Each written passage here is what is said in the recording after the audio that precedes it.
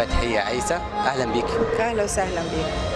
أستاذة فتحية، تحب يعني شرفتنا أولا النهاردة في المهرجان، وعايزين نعرف أكتر عن الخدمات اللي أنت بتقدميها للمهرجان والحاجات الخامات والتراث اللي أنت بتقدميه لنا. اهلا وسهلا، الشرف لي انا طبعا مصممه ثياب سودانيه. احنا بنعمل ثياب سهر وبنعمل حاجات يعني عاديه، بس دلوقتي النهارده انا التصميم اللي عامله هنا الهرم الرابع اللي هو بيرمز لمصر، وعامله كمان تصميم سعودي اللي هو الدله السعوديه، عاملاه لي توب العروسه. يعني دول ثلاث تصميمات مش تصميم واحد؟ لا، دول تصميمين وفي ثاني تصميمين هناك، 4 تصاميم انا عاملاهم، 3 للسعوديه وواحد لمصر. انت بتشجعي جميع الدول. ايوه كده عشان ما ازعلش حد. طبعا اهل السودان كلهم فوق راسنا من فوق، وشرف لينا ان احنا بنعمل معاكم لقاء، وشرف لينا انكم انتم في مصر ام الدنيا. الله يخليك، تسلموا لي يا رب، تسلموا. معانا اسمك ايه؟ سوزان البدوي. سوزان، اهلا بيك يا سوزان. هلا بيك. ايه رايك النهارده في المهرجان؟ والله هو شيء ما شاء الله يشرف وشيء جميل، وبصراحة يعني أبدعتوا. ده طبعا ابدعنا بيكم انتوا طبعا. تحبي تقولي ايه لرئيس المهرجان النهارده؟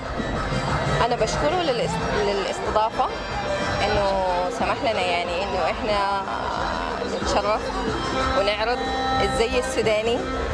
تمام. الزي السوداني طبعا مختلف جدا. أكيد طبعا. طب ايه الاختلاف بينه وبين الزي المصري؟ والله احنا كسودانيين بنلبس الثياب السودانيه، تمام، زي ما انت شايف كده. الاكسسوارات ده يعني لبس عروس. ده لبس عروس؟ ده لبس عروس. طب واللي انت لابساه كله ده ايه؟ وصفي لنا بقى، لازم تحددي لنا ايه ده وايه ده. سؤال صعب. دي اسمها الجدلة السودانية، جدلة العروسة، جدلة سودانية. يعني احنا لازم عندنا العروسة تلبس اللبس ده. لازم العروسة تلبس اللبس ده كله؟ ده بعد الزفاف. استاذة فتحية، طبعا الهرم الرابع طبعا مش عارفين نقول لك ايه. ايوه يعني انا قلت لازم اعمل حاجه افتكر بيها مصر. ايوه والله. طب دي ايه اللبس اللي لابساها دي؟ ده هي لابساها، انا عملته تصميم الشعار السعودي. كده على الكاميرا بس. ايوه ده تصميم الشعار السعودي، انا اللي عملته توب سوداني بس صممته بالشعار السعودي. ده الشعار السعودي. ايوه، سيفين ونخله. ايوه ده شغل ايدك انت؟ ايوه شغل ايدي، كله ده شغل ايدي، ده وده وده وكل الثياب اللي يتعرض. ايه اللي يفرق بين الزي المصري والزي السعودي والزي السوداني؟